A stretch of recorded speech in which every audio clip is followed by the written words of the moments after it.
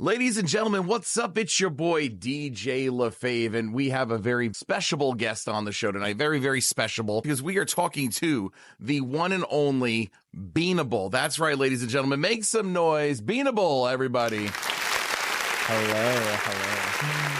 Beanable, thank you so much for taking the time to come on the show with me tonight. How you doing tonight, man? I'm doing great. How are you? I'm ecstatic. I'm ecstatic.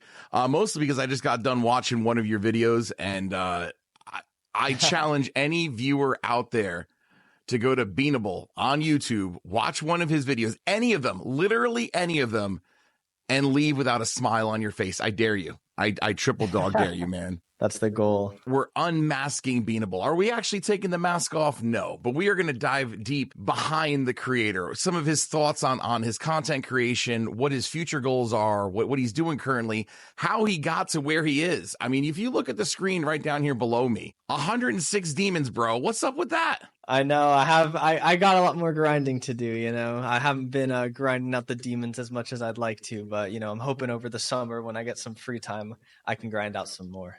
How long ago did you start playing Geometry Dash? All right, so I get that question a lot, actually. I started back in 2015, actually, so pretty early. Wow. My best friend at the time showed me the game on his phone, and he was just showing me like kind of the levels and stuff like that, and I was like, that looks really awesome. So I downloaded it myself and started playing, and then we kind of had a little friendly competition start going. And from there, you know, we would just race to see who could beat the levels first. And I ended up like, I still play the game, obviously, but he dropped it. So I ended up surpassing him and kind of winning in that sense. Man, yeah, you're winning in more ways than one. So 2015, I bet you weren't called Beanable back then. I was not. Beanable was not even a thought in my mind. I had a completely different username. I'm not going to say it because it has links to like some other stuff. I know, but let's just say it was very like usernamey. It was very like kind of cringy. Bean B69. Here we go.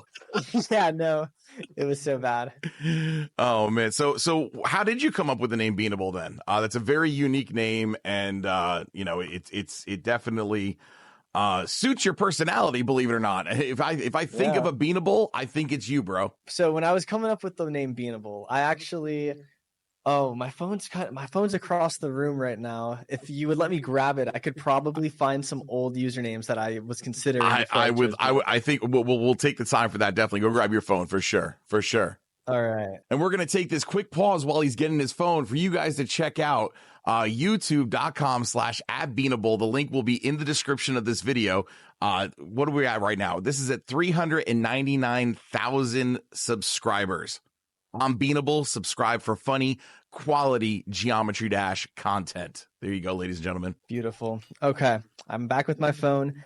So one common theme is for some reason, I just liked the word bean. I felt like it was really silly. I just felt like, you know, I just wanted to have that in my name somehow. So I came up with, you know, first it was R Bean, V Bean, just because, you know, I felt like it was so common. You'd see names like Z Nepesta or like Z Doggy. They'd put like just a random letter before their name and then, you know, the name. So I was kind of going with like the random letter and then Bean, but then I was like, that's almost just a little too simple. Then I almost went with Toasty Bean, Frosty Bean, BeanToast. So, you know, I had Bean in there, just throwing these names out there. They never really meant anything, but it was just something that like stuck, something that was catchy, something that rolled off the tongue. Fun fact, one of my like biggest inspirations for like YouTube, my profile picture, and even as far as like the box on my head is a YouTube animator named KaiGuy. And she does all sorts of like animations and just like the really cool like drawings and stuff. And I was like super inspired by that. So that's where kind of like BeanToast came from. I was going to kind of do like a nod to the creator KaiGuy, but I didn't want it to be like too obvious.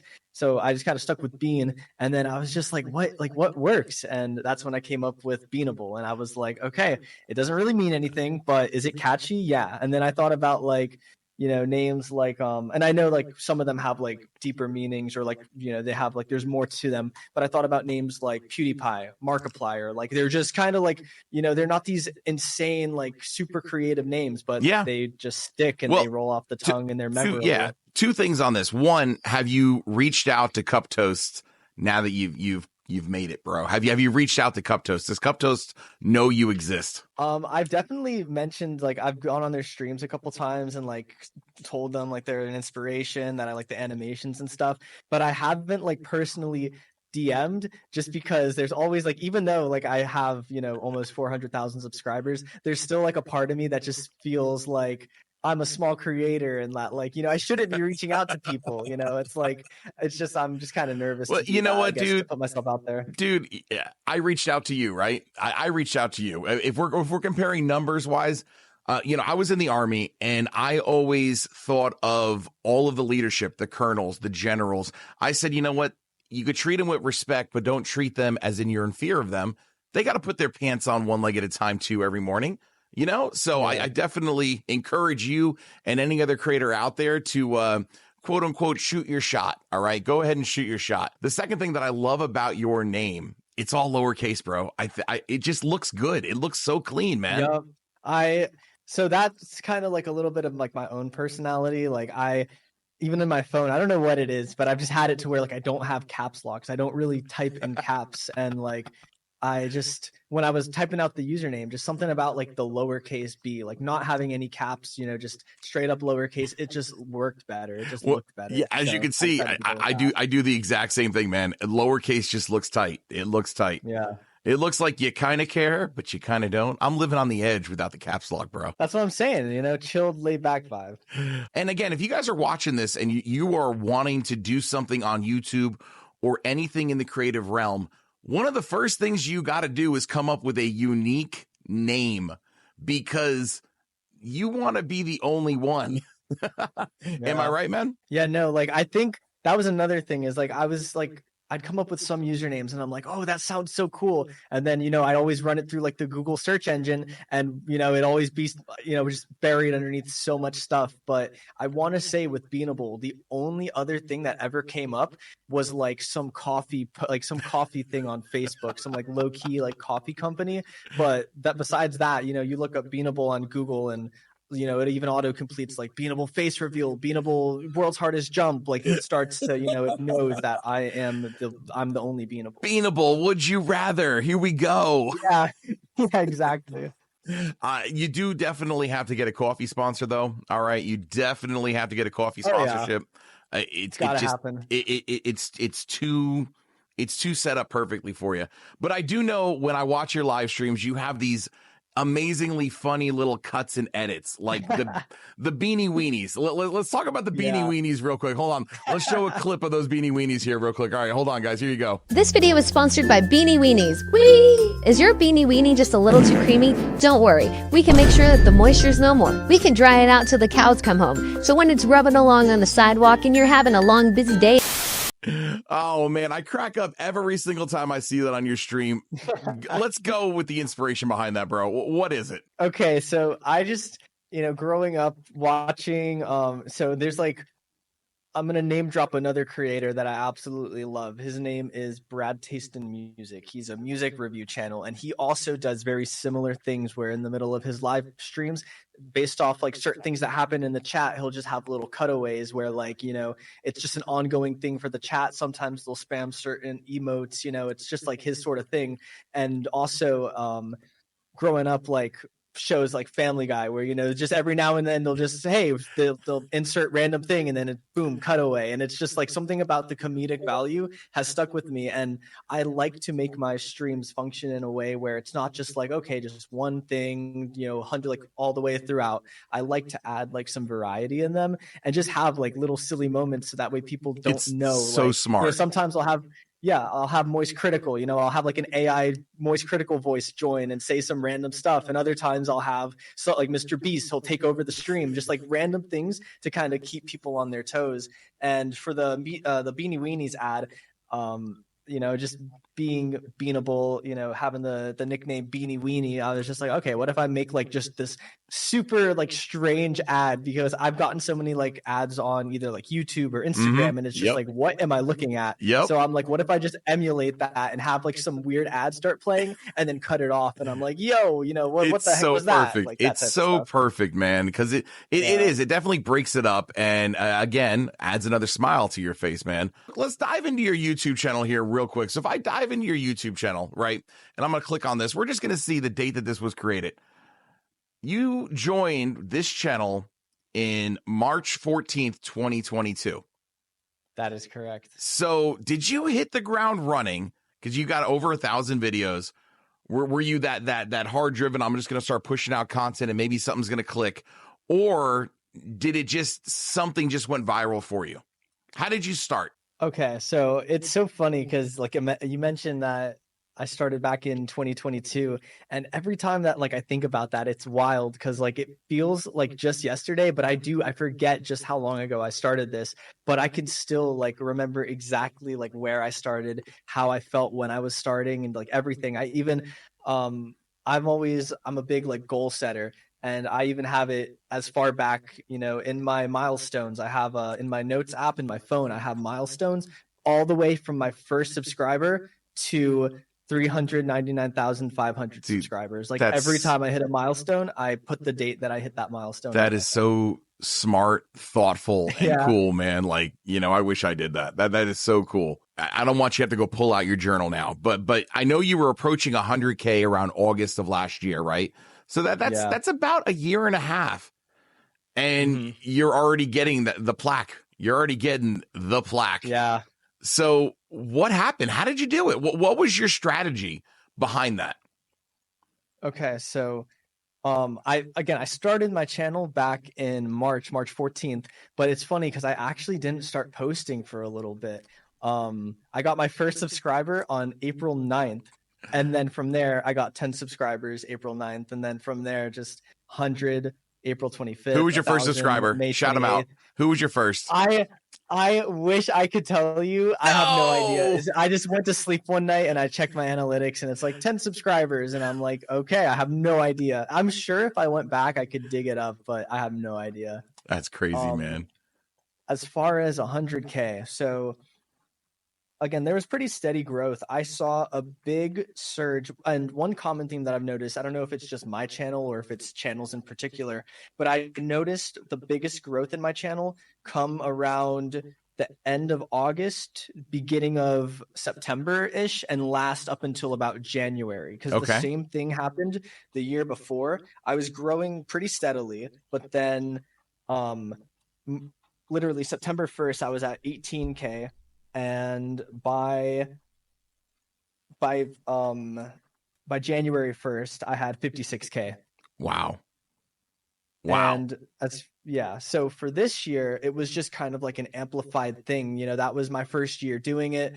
It's just kind of figuring out what works, and I saw that level of growth, and it just, that was in line with the experience that I had. So it's like I saw like that big of growth, but I didn't really have that much experience at the time. Yep. So taking the experience that I had from, a year doing it and then reapplying it to, this time around, I noticed a lot more. Obviously, I noticed a lot more growth. And so there was considerable, what we'll call failure on your first go around. Yeah, I'd say that I grew exponentially from September to January, but I lacked kind of like the knowledge of I just wasn't as experienced, so I didn't know how to maximize that growth. But this time around, with the experience, I was more ready to grind and just exponential results based off of experience. So you failed forward, right? There was never really a failure. It was learning, teachable moments for you. Definitely. I don't view failures as setbacks. I just view them as okay, what can I improve on? Okay, that's not working. Next time around, what can I do better? Yep. I don't see failure as a negative thing. And that's I can feel the optimistic personality shining through even right now. And for those of you wondering, no, I don't know what Beanable looks like. I cannot see him. but that is one of the other crazy things, is that we can't even see your face, but we can just tell that you're smiling underneath that box. So let's talk about the box. Everybody wants to know about the box, the mask. Tell us about it. Tell us what the thought process went behind it. Obviously, we know you came up with your logo based off of Cup Toast and their animations. But what is the box, bro? Go for it. Okay, so I guess in a physical sense, the box is based off of, again, I guess the box that KaiGuy also created. And this is kind of like a little bit of advice that I have for other creators is don't be afraid to not copy, not rip off, but take inspiration and take like little things from different creators and apply them to you. You know, it's not copyright. It's not plagiarism. It's Ludwig calls it the yoink and twist. Yoink an idea, but twist it enough to make it your own. Exactly. Yep. I could not stand by that more. And I guess so in a physical sense, the box is kind of identical to KaiGuy, but I guess in a more metaphorical sense, I'm actually like off stream. I'm still a pretty like positive person, pretty outgoing person, but I am definitely more reserved. I'm more introverted. I'm more quiet, where I see when I put on this mask, it's almost like I'm becoming a character, and it's still my personality, but just amplified. So, you know, I can say and do things and act in a certain way that I typically wouldn't when I'm not wearing the mask. And by wearing it, it's, you know, I feel it. I'm getting into character, and I'm beanable now. So it allows me to kind of be more energetic, because nobody wants to watch that's something that I struggled with for a long time, is just kind of being kind of low energy. And I used to kind of like stream for my friends and stuff, but like I wouldn't really talk much and it would just kind of be boring for them. So I was like, this isn't going to work. So I had to find a way to crank up that energy. And by wearing the mask and kind of getting into like a different frame of mind, it allows me to be a more energetic streamer, because, I'm not by getting into the box, you found a way to come out of your box. Exactly. Yeah. That's a great way to put it, actually. Deep, man. It's deep. Can you share how the box is made? Yes. Okay. So it is literally a box that I got from Staples. Hold on. Let me write this down. I want to be beanable for Halloween. So let me start writing the recipe for this box. All right, go ahead. I got you. I want to say, obviously it's different. It's based, it's going to be different based on like head size, but I got I want to say a 9x12 box. And then I just used some white acrylic paint to paint the box itself. Then I used a little like the top of little supplements, like sort of like a B12 or like a fish oil, like one of those lids for the eyes. Just cut the eyes out, traced it with a pencil. Nice. Cut the eyes out with an X-Acto knife. And then on the inside, it's actually, I went to Michael's, a little craft store. And they had this like little plastic screen. You could probably use like the pool screens as well, but I found this little like plastic screen. So I put that on the inside so that way I can see out, but no one can see in. Otherwise, you'd see my eyes and it'd kind of like ruin the whole thing. Yeah. And then it's on the inside, there's some like styrofoam. It's a lot softer though than styrofoam. I'm not quite sure the material, but it's just kind of on the inside for like support. And then there's some Velcro straps that are taped to the inside that come down like a chin strap. How many boxes have you gone through? I actually have. I have two. I've had the same two that I made. I'm pretty gentle with them, so they've lasted. But yeah, I'm definitely looking to upgrade them though. And at some point, I'd actually love to reach out to like a professional company and see if they'd be willing to help me create like a more official. You know what? Mask. Shoot your shot. Go call up Daft Punk. They know all about. Yeah, go shoot your shot. Man. Make it happen. That'd be amazing. So you have beaten 106 demons. So your skill level is pretty darn high. Yeah. Without the mask on, rating 1 through 10, what is your skill level? See, the thing is, I know 100% I could beat an extreme demon. I could probably beat, a pretty difficult extreme demon if I just had more time. So it's not so much a matter of skill level, because I know my skill level is there. There was one point where I was grinding out. It's actually my favorite level. It's called the Moon Below, and I want to say it was just a couple spots above Digital Descent, and I almost beat that as my first extreme. I got 65% on it, but I ran out of time and I just dropped it. But I just know that if I had more time, I could definitely beat a pretty difficult extreme. Even, I've practiced demons like Congregation, and I feel like, if I had just had time to grind it out, like it's not so much a matter of skill, it's just I just need a solid like month or two to just grind it out, and I know that skill wise I could do it. So I'd probably say, like, in relative sense, if a top player has like a 9 or a 10, I'd say that maybe in comparison, I have like a 5 or a 6. But if we're just talking like general, not including top players, then maybe like probably around like a 7 or an 8 skill wise. Dude, yeah, I ranked myself as a 6 the other day. So yeah, I don't think you're a 6. Okay. Definitely way higher than that. But that's the DJ LeFave scale, and I've only been playing this game since October, so I can't dive too far into that. Now, with the mask on, how does that affect your gameplay? It's actually a lot easier than I thought it would be, but it's definitely a handicap. I guess the most notable thing is my breath. When I start getting far and I get nervous, I can feel my breath a lot more. The vision's not so much an issue because I've been wearing the box so long that it just kind of like phases out. I don't really notice it anymore, but it's like I'll start breathing heavily and I'm like, oh no, I can literally feel like the warmth of my breath on my face, and that starts to kind of you definitely start suffocating. Sometimes I have a unicorn mask that when I'm really struggling on a level, I just say, you know what, it can't get much worse. I throw the unicorn mask on, and occasionally I do a little bit better. It's quite funny, but same thing, the black screen mesh, and it's pretty wild. It's pretty wild. Yeah, definitely. One thing I'm excited for though is moving forward, I do plan to beat more demons wearing the mask. And because that is a little bit of a handicap, I'm kind of excited to see how my skill does without the mask once I take it off, if I'm going to see any skill boost. Yeah. If that's going to be like a new meta, a new strat to get better, you know, wear a mask and take it off. I think it could only help. I think it could only help, for real. For sure. So you're going to try to take on new demons, harder demons. It brings me to the one question that all of us Geometry Dash creators love to hear. What's your hardest? Oh yeah, you love that one. Yeah, absolutely. We'll get into that a little bit later. Yeah, we'll get into that a little bit later. But for now, what's your hardest, bro?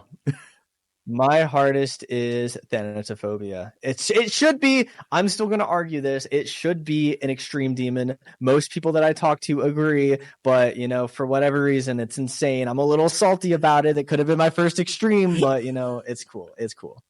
And that when people ask you the question, that's what you get to regurgitate back to them. That's the one. Yep. For me personally, I did the world's hardest game. I did it when it was an extreme demon. So I'll say I have an extreme under my belt, even though they knocked it down to insane. Screw you, Rob Top. You hear me? Yeah. You hear me? So on the topic of that question, how does that question make you feel? Does it give you how does that question make you feel when people ask what's your hardest? It's always, I don't know, it's kind of silly because sometimes I'll be honest with them and I'll be like, oh, it's thanatophobia. But then other times I just give out some silly answer and I'm like, oh, it's back on track. Or I'll even say stupid stuff like there's a meme in my community that like, oh, this level's harder than KaiGuy. So I'll be like, oh, my hardest is KaiGuy. Like, you know, just stupid stuff like that just to mess with people. Sometimes I'll even be like, yeah, that is 100% a your community meme because I put that in the title of one of my videos one time. Is DJ LeFave harder than KaiGuy? And I never received so much pushback in my live stream chat. They had no idea. And I still don't have any idea, but I thought that was kind of part of the joke, you know? Yeah, no, KaiGuy's he's the homie. I think he's awesome. And I kind of like there's like a time where like we were like fake beefing, you know, me and KaiGuy had beef and he joined my stream sometime and like quote unquote like roast me and then I'd roast him back and stuff like that. But like then we, you know, there was an arc where we squashed the beef and stuff, and then he was actually giving me some tips and stuff for a little bit, and then, you know, I was just making memes about like, oh, this level is harder than KaiGuy and stuff like that, and then, you know, my chat was like, yo, what'd he say? And then it just kind of took off and became a meme. Your entire live stream chat is a meme, my friend. That's accurate. It's so bonkers. I love it. I love just lurking and reading the chat. It really is absolutely bonkers. Before we get off the topic of KaiGuy, this is me calling you out, my friend. If you were watching this, you are the next invited guest on the DJ LeFave Geometry Dash creator player live show. All right, man. Always shoot your shot, man. Always shoot it, man. Always shoot it. Yeah. I have found that the Geometry Dash community, everyone that I've interacted with so far, has been incredible. Like it's been, I have not faced or seen any drama. Maybe I'm low tier, maybe because I'm not a creator, so I don't care what people think about a level I made. But like coming from the Super Mario Maker 2 realm into Geometry Dash, it's been a whole new world. What do you think about the culture of Geometry Dash as a whole and your experience? I think it's great. Similar to how you mentioned, I think obviously with any community there's going to be its toxic bits, but I feel like for the most part Geometry Dash is it's a very inclusive, very welcoming community. I've seen people just starting up and they always get love, always get support from existing players, existing creators, and that's probably one of my favorite things about the community is just seeing how supportive everyone is. I'd say most of the drama goes on like GD Twitter, or I guess GDX, whatever you want to call it, but like that's usually, and it makes sense because it's just such a toxic platform in its nature, but that's usually where you see most of the toxicity. If you just ignore that little bit, the YouTube side, the Twitch side, most of the time it's pretty chill. You have done so many things with Geometry Dash, but I can see that your video editing, video creation talents are probably bigger than just the Geometry Dash. Do you have plans to expand your channel? If so, what are they? And do you have a schedule, any plan of your future? So I definitely, when I was starting out, it was always like a recommended piece of advice to niche down. You want to start, you want to find your strong point. I like cars, for example, but that's not my strong suit. I'm not going to make a YouTube channel about cars. I like a lot of things. I like music. I like cooking, but those aren't my strong suits. I can't really find a way to create videos about them in a way that's going to be as entertaining. And I was just kind of looking, and I was like, okay, I like playing Geometry Dash. I'm pretty decent at it. I think I'm funny sometimes. I'm pretty decent at editing. Let me just try my hand in this. And it's something that I've been wanting to do for actually a while now, especially when like the creators like the big names like EBW, Juniper, Aeon Air, when they were kind of popping off, I always looked at them and I was like, I want to do that as well. But I just kind of never really had the confidence in myself. But then I was like, you know what, if I don't start now, I'm never going to be ready. So I just kind of went into it and niche down. And I'd say that that's probably like a good piece of advice I have, is just find a niche, find something that you can get the most out of with the least effort, something that just comes naturally to you, and then niche down on that. I definitely do want to expand upon GD. It's just obviously you have to find ways to pivot. If I just, if I'm doing GD content and then all of a sudden I just switch it up and now I'm making music content, like a lot of people are going to be like, huh, what is this? So I actually do have plans. Welcome to my channel. Yeah, exactly. Yeah, there you go. I have plans to implement some like music creation stuff into Geometry Dash almost, and even make like King Samalot has done, and he's made like little meme songs and stuff, and I've thought about doing the same thing for Geometry Dash. So I guess that's kind of like one thing that I have planned. It'll still tie together. Yeah, exactly. Yeah, and then from there I can kind of branch out. I definitely do. I've always looked up to, and I feel like most YouTubers do, but I've always looked up to channels like Markiplier, PewDiePie, where they kind of just, it's not so much about the content, it's not like what they're doing, it's just kind of them, it's their personality. And that's kind of been the goal. I just kind of want to do whatever and have like a loyal fan base that just kind of likes me for my personality and stuff, and just kind of be more of a personality. But yeah, no, like I've said so far, I think that if people haven't gotten that from this interview yet, this is the first time you're seeing Beanable, first time you're hearing Beanable, and the fun that he exudes. I think you definitely are on the right track in that people will follow you in whatever endeavor you do. You're still going to get those people popping up, play GD, play my level. Yep. But I think once they see your skills are definitely, I can already tell you could probably be successful in many different arenas. Now, let's touch back on music real quick. Do you play an instrument, or are you more like on the music production side? I actually do both. As far as a DAW goes, digital audio workstation, I do all my work in Logic for the MacBook. Okay. I produce, I compose, I write, I sing. I've produced for others. And as far as instruments go, oh boy, I play drums, piano, bass, ukulele, guitar, trumpet, saxophone. And I actually, before I started YouTube, Wow. before I started this channel, I actually wanted to do music, but I feel like that was a lot harder to kind of break ground in. That's a lot harder to get your foot in the door. I agree. So, I agree. I was just like, yeah. So I was like, all right, YouTube it is. I just saw it take off before music stuff. And I was like, all right, that's where my focus is going. Well, I want everybody watching this right now, if you want to see a Beanable music video produced for his YouTube channel, leave a comment, all right? I want you to leave a comment, and I want you to write Beanable music, or just use the secret code word pineapple. If you say pineapple in the comments, we're going to read it. We're going to tally it up, and we're going to know we want to hear some Beanable music for sure. What are some of the other more frequently asked questions that you get that you would like to share your responses to right now, my friend? So I get a lot, actually. I think the most common one that I get, though, is when are you going to face reveal? And I feel like that goes for any faceless creator. It's always just like, what do you look like? You know, there's just an there's some sort of like interest to make a connection to like their face. And I don't really have a solid answer to that. You know, I've never really had like at 100K, I'm going to do it, at 500K, at 1 million. It's just kind of like one of those things that, you know, one day I don't want to make a super big deal out of it. It's just like one day I'm just going to nonchalantly face reveal. It's like, okay, you're missing quality content, my friend. That's an event, bro. I know. That's an event. I know. That's an event. I guess because there's two possible outcomes from the face reveal.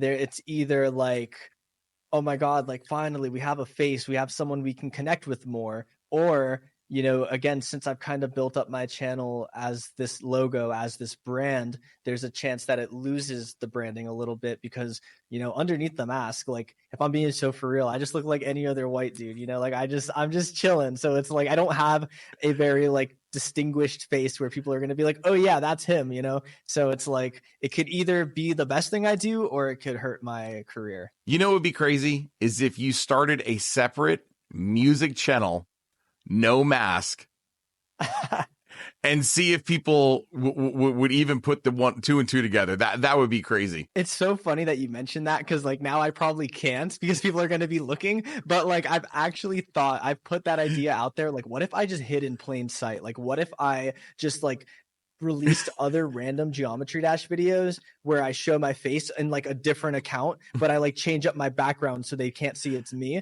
and then like change my icons and stuff, and just see how many people can like put the pieces together when I'm like hiding in plain sight. You know, people are going to be out there watching that music channel saying, wait, they got their bingo card, like drums, check. Sax, check. Ukulele, check. Oh my gosh, piano. It's Beanable. It's Beanable. Just like that. Dude, that would be so awesome. All right, so unmasked, that is a big one, obviously. What are some other common questions? Because when I read the chats, it's just a mile a minute of people that are just, they have so much interest in you and so much like they want to be a part of your world and a part of the community too. So I guess another one that I get, which you kind of have to be on like the inside of the Beanable community to get, you know, as an outsider joining a Beanable stream for the first time, you are going to have so many questions just because of all of like the lore and the side characters that there are. And one question that I always get is like stuff about Bedford. There's a character, there's the chubby weenie dog, and he's chilling at the bottom of the screen, and people are always like, oh, where's Bedford? What's Bedford eating? How's Bedford doing? And it's like, you know, for my casual viewers, they're like, okay, like we know Bedford, we love Bedford. But if you're just tuning in for the first time, you're like, who the heck is Bedford? So I guess that's another one. Have you made merch? Have you made Beanable merch? And if so, does Bedford have its own t-shirt? I have actually made Beanable merch. I'm just trash at promoting stuff because I always feel bad being like, here, you know, buy this. Like I feel bad like plugging my merch. So every now and then I'll just be like, oh yeah, by the way, guys, here, and I'll like link it in like the chat, in like the live chat for like, you know, a second. I won't even like pin it. I'll just be like, here you go. But there is a Bedford hoodie. I want to say there's a Bedford shirt, a Bedford mug. Like he has made it into the merch. He is a part of the channel. All right, well, ladies and gentlemen, I'm going to be picking myself up a Bedford hoodie. Oh my God. The link for buying any Beanable merch will be in the description of this video. right above the link to buy DJ LeFave merch, because I got to throw that out there too. But definitely make sure you go and support our boy. We're also going to add his Discord community, which is blowing up, my friend. All it took was you to finally promote it and be on it. So congratulations. I don't know. I don't want this to sound like, I don't want it to sound like cheesy or anything, but I got to give a lot of the credit to, I recently started dating this girl, and I invited her into the server, and we're kind of opposites in the sense where, again, I'm kind of more reserved. I'm kind of more quiet, where she's like a little more social, a little more outgoing. So she's definitely helped me kind of break out of my shell a little bit and start like interacting with the community a little bit more, just because I see her being social, and it's like, what, it inspires me to be social, because that's kind of something that I've just struggled with. That's awesome. That's great. And we all need people like that in our lives. 110%. The supportive rocks. Before we wrap this up, because I think that we've actually learned quite a bit, and I had a lot of fun. I always have fun when I'm on a call with you, bro. Back from the first time you popped into one of my streams, you were actually the first verified YouTuber who ever came in one of my live streams. I had no idea what the check mark was. No idea. Yeah. Oh yeah. Oh yeah. So it was like right after you got it, and I'm like, oh, who is this dude? Oh, and super cool, super chill. I do feel like I'm the cool uncle when I enter your voice chats, which is nice. I still feel welcome. Yeah. Good, man. That's another thing that I mentioned, like how the GD community is very like receptive to new people. We like welcome new people. And I'd never seen your channel before. I was just like, I want to say I finished streaming, and I was like, you know what? Let's look for some people to raid. I saw you on the thumbnail. You were looking happy, and I was like, all right, let's join this stream. And I joined. You had a really nice energy. And again, you have like the cool uncle vibe, similar to like EBW, people like him. And I joined the stream, and I was like, yeah, no, this guy's a gem. He's awesome. And I was, I'm glad to see that your streams are doing well still. I'm glad to see that, more people are coming over to your side in the community, and you're kind of building your own thing, because again, I love seeing new faces, and, you're definitely welcome in the community. Well, thank you, man. And that's the one thing I love about it, is that with Geometry Dash, it's the same game, but every experience is different. The levels are always new. They're always unique, sometimes in better ways than others.